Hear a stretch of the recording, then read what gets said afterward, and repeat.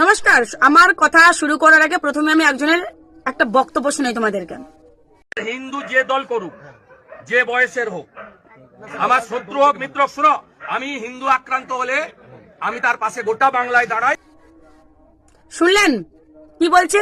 সে যে রাজনৈতিক দল করুক না কেন, হিন্দু হলে আমি তার পাশে আছি।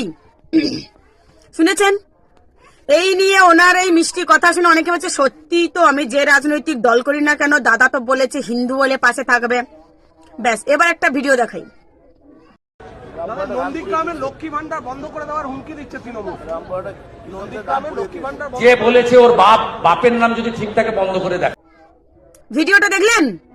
কি বললো? বলেছে যেই কথাটা বলেছে তার বাপের নাম যদি ঠিক থাকে, অন্য কোনো শব্দ তো ব্যবহার করতে পারত। উনি কি ভুলে গেছেন নাকি যে আমি একজন হিন্দু পরিবারের মেয়ে?